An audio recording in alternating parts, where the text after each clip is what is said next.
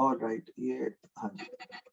So comparison between different firms in different industries can encourage a useful crossover of ideas. So how is it beneficial for many firms? जैसे आपको बताया point number 3 कि उसमें you can benchmark other firms can benchmark you as well. So in that way, you can not only getting the you won't only get the benefit of benchmarking that particular aspect. आपको और idea भी पता चलेंगे उस business के कि वो overall business को कैसे चला रहे हैं, या दूसरे एस्पेक्ट्स में अगर आपको लगता है कि आप बेहतर हो सकते हैं तो वो बेंचमार्क आपने एक ही किया हुआ है, लेकिन आइडियाज मतलब कि how to make your business more successful, let's say.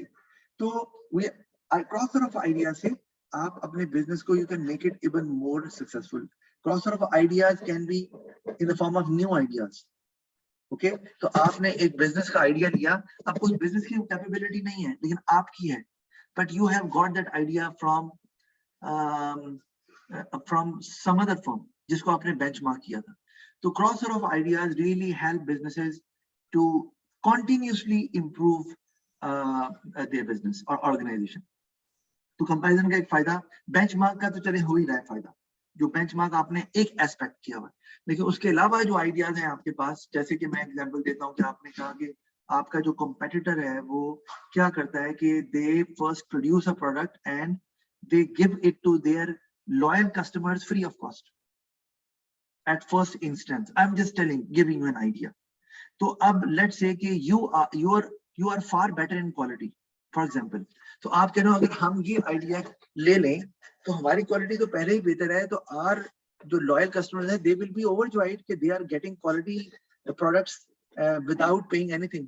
तो this can promote your business tremendously. तो ये आपको आइडिया दे रहा हूँ, आपने फोकस कॉस्ट पे किया था जो बेंचमार्क किया, लेकिन आपने और आइडियाज भी you can get it from businesses के उनका वे ऑफ ऑपरेटिंग या वे ऑफ ऑपरेशन क्या है, तो उसमें you might get help for improving other areas as well, जिसमें आपको लगता है कि you are already strong but you are not making और टेकिंग एडवांटेज ऑफ इट, तो वो आप कर सकते हैं इस तरह से। अच्छा, फिर participation of workforce can lead to better ideas for improvement and increase motivation, क्योंकि बेंचमार्किंग में वर्कर्स की पार्टिसिपेशन होती है, workers always have a say, remember, and workers work in a team, क्योंकि जब बेंचमार्क किया जाता है तो उसमें workers are involved, workers actually give you an idea that which business is the best, क्योंकि वर्कर्स हैं जिनसे कस्टमर्स भी डील करते हैं and customers can give you the feedback that which business is better in one aspect, जैसे यदि image उनका अच्छा है या क्वालिटी उनकी अच्छी है या वैरायटी उनके पास है। जैसे मैं सेल्स स्टाफ की बात करता हूँ तो customers meet them on daily basis ना, स्टाफ की बात, तो स्टाफ जो है उनसे कस्टमर्स बता सकते हैं जी हाँ जी आपका प्रोडक्ट अच्छा है लेकिन इस चीज में वो ब्रांड अच्छा है। तो इस तरह से जो कस्टमर्स हैं वो भी आपको आइडियाज दे सकते हैं and workers stay motivated as well कि they are heavily contributing towards that cause. तो उससे ऑब्वियसली बात है जब पार्टिसिपेशन ऑफ वर्कफोर्स हो रही है, बेटर आइडियाज तो आपको आ ही रहे हैं, मोटिवेशन भी आ रही है, तो लेबर टर्नओवर आपका कम हो जाएगा बेंचमार्किंग में। और लेबर टर्नओवर कम होने से क्या होता है आपको बहुत अच्छे से पता है, आपको रिक्रूटमेंट की कॉस्ट नहीं पे करनी पड़ेगी, आपको ट्रेनिंग नहीं करनी पड़ेगी, और वो जो जेल इन हुए हैं स्टाफ, जो उनकी केमिस्ट्री है, इट विल रिमेन देयर। और अगर स्टाफ आपका यूएसपी है, यूनिक सेलिंग पॉइंट, तो it will remain intact there as well. अच्छा, इसी तरह से डिसएडवांटेजेस की तरफ, अच्छा किसी ने अगर पूछना है एडवांटेज में से, अगर आप किसी को एक्सप्लेन नहीं कर सक रहे तो मुझे जरूर बता दीजिएगा, आप नोट से पढ़ने के बाद क्लास में I will explain it again. अच्छा, फिर डिसएडवांटेजेस को अगर हम देख लें तो difficult to obtain relevant up to date information and from other firm. Yes, if the other firm is not willing to share information with you, उन्हें लगता है कि उन्हें आपसे कुछ नहीं मिलने वाला तो वो क्यों इंफॉर्मेशन दें, ठीक है ना, म्यूचुअल बेनिफिट नहीं हो रहा तो नहीं देंगे। या सम बिजनेस जो है ना, actually it keeps their information very secret from the outside world, तो again ये it's a very tough ask ना कि आप किसी अपने राइवल बिजनेस से जाके इंफॉर्मेशन मांगे, इंपॉर्टेंट कि आप अपनी इस एस्पेक्ट को कैसे इतना स्ट्रांग बनाएगा ना, तो हर कोई तो नहीं देता इंफॉर्मेशन की, एक ये प्रॉब्लम है।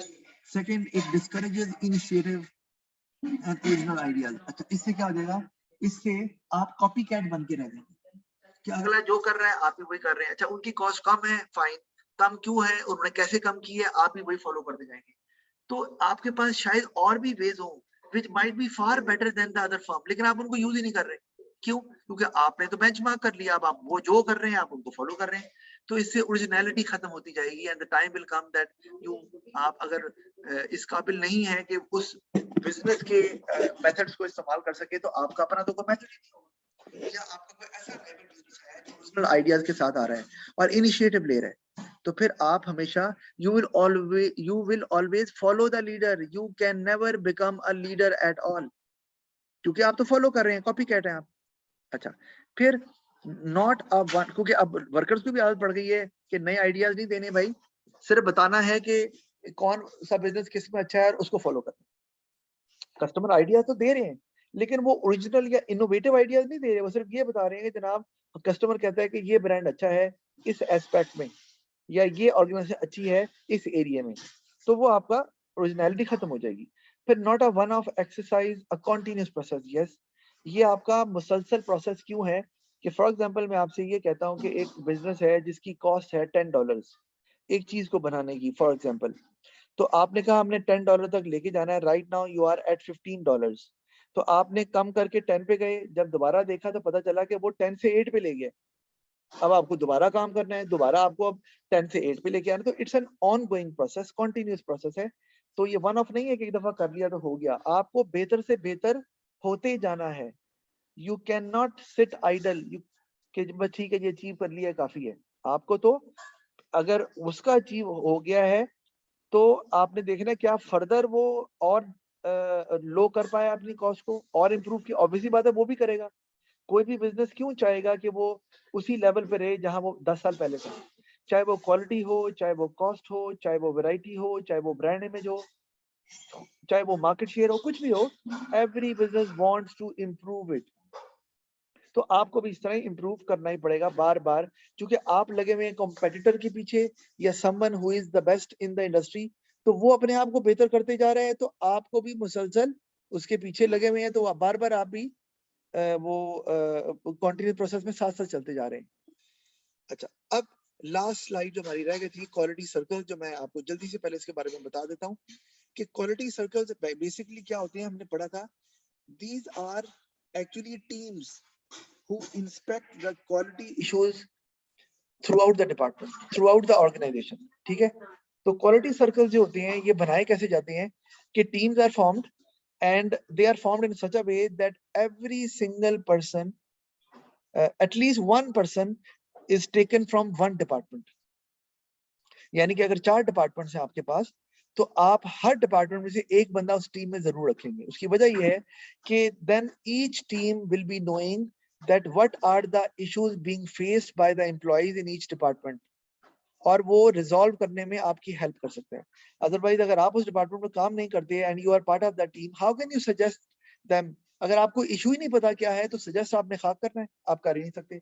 तो क्वालिटी सर्कल्स में teams are formed and it is made sure कि एवरी टीम मेंबर जो है वो किसी एक डिपार्टमेंट का मेंबर भी होना चाहिए, so that you will find it easier to identify the issues and resolve those issues. अच्छा, अब जल्दी से देख रहे, तो इनका काम ही यही होता है क्वालिटी इश्यूज को इंस्पेक्ट करना, हाईलाइट करना, आइडेंटिफाई करना और उसके बाद रिजॉल्व करने के लिए सॉल्यूशन देना. ये काम है इनका. अब जल्दी से देख लें. Based on staff involvement, obviously बात है, improving quality using small group of employees to discuss quality issues throughout the organization, क्योंकि इसमें हर बंदा किसी न किसी डिपार्टमेंट का मेंबर तो होता ही है ना, तो हर डिपार्टमेंट से एटलीस्ट एक बंदा जरूर होता है जो टीम का मेंबर होता है.